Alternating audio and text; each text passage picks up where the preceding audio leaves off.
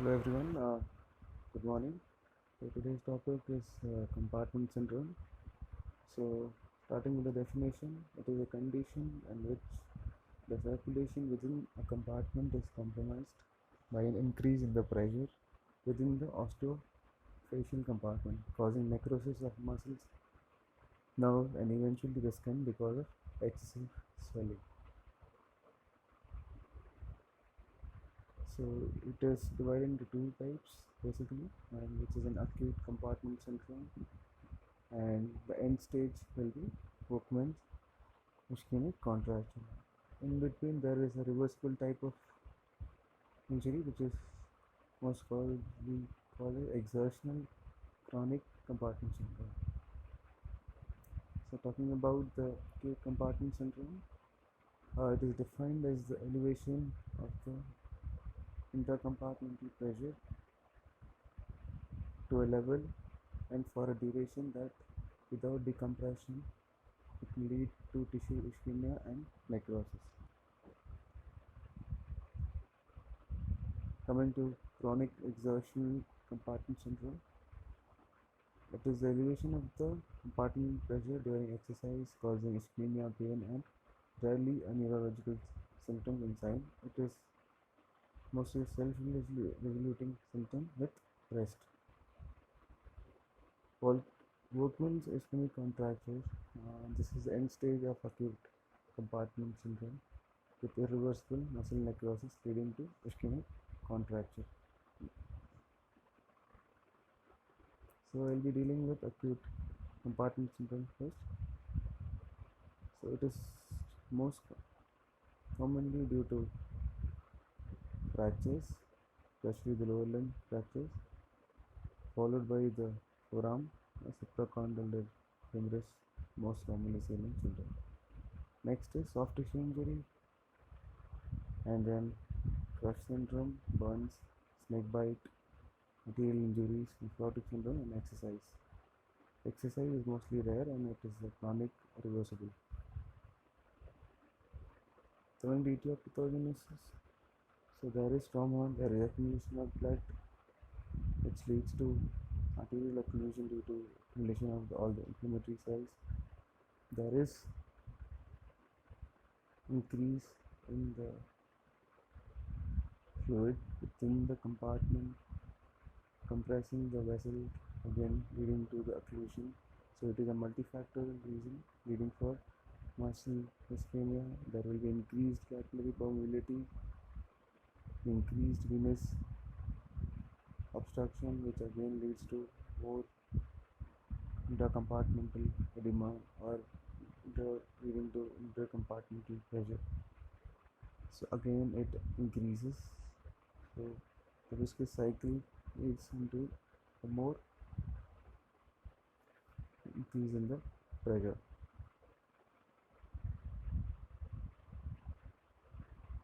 Sides. The most common site is the lower limb. It's a leg, seen most commonly in tibia fracture, then coming to the forearm, foot. Rarely it is seen in the arm and the thigh.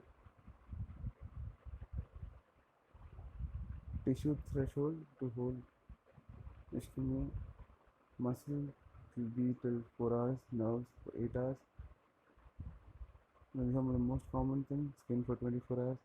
Therefore, viable functional limb, upper limb threshold would be around 6 hours. Diagnosis, mostly it is done clinically. Most common symptoms is pain out of proportion to the injury. There will be pain on passive stretch, movements of the leg.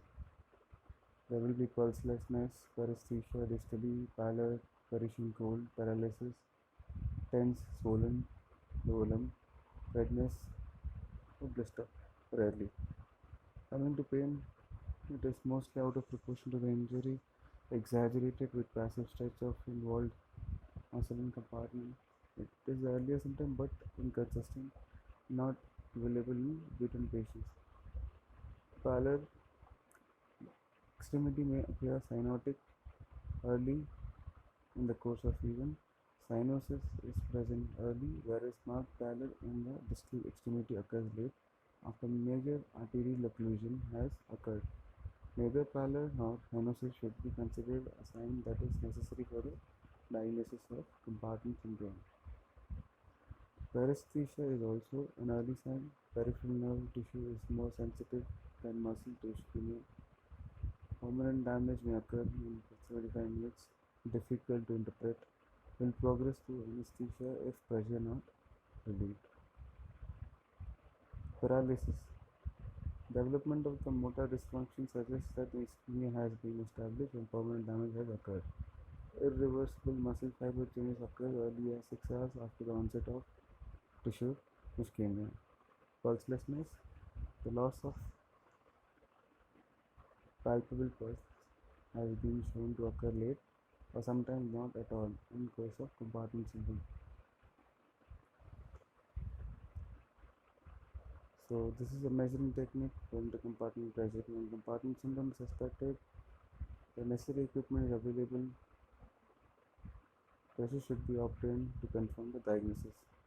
Mostly the compartmental pressure will be more than 30 mmHg of mercury or within 22 unit of Hg of diastolic pressure. This is the Whiteside technique. This is the apparatus to check. There is a Stryker stick hand held monitor to check the intercompartmental pressure.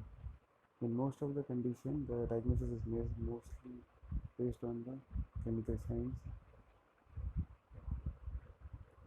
Coming to the treatment part, surgical fasciotomy is the most commonly done procedure once the diagnosis is confirmed based on the clinical signs and symptoms. Impending tissue ischemia may be considered within the tissue pressure, which is between 20 to 30 or more than 30. As a general rule, when in doubt, the compartment should be released. If it proves later to have been unnecessary, only a scar will result. However, if fasciotomy should be done but was not, loss of muscle tissue and worse may result. So fasciotomy is standard procedure. This is done. So this is a flow chart.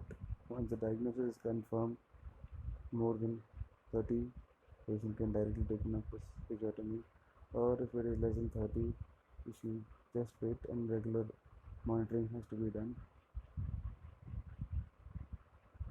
A delay in the diagnosis will play an important determining factor for poor outcome. So most commonly the leg is involved with the fasciotomy with the compartment syndrome. So normally we go for double or a single incision fasciotomy based on the surgeon's choice. So here you can see that with a single incision given over the lateral aspect, the fasciotomy has been done and the compartment has been decompressed. Here you can see over the volar incision has been given over the forearm and decompression has been done. After in certain condition there will be decompression. Mostly after decompression, in some patients, based on surgeon choice, a stay sutures will be applied or it will be left like that. So the disadvantage of fasciotomy is mostly the closed fracture would be converted into a compound fracture and there will be the loss of stability. So the associated fracture could be managed with the help of external fixation post fasciotomy and permit for the tissue to heal, and further the wound can be pushed with the help of grafting. Wound care post fasciotomy has to be done regularly. You can delay the closure. Coming to prognosis, fair if diagnosed in time and timely fasciotomy is done. Delay in diagnosis is most common cause of poor results, with significant sequelae including muscle contracture, muscle weakness, sensory loss and fraction, non-union of fracture, and in severe cases even amputation due to the lack of function. Thank you.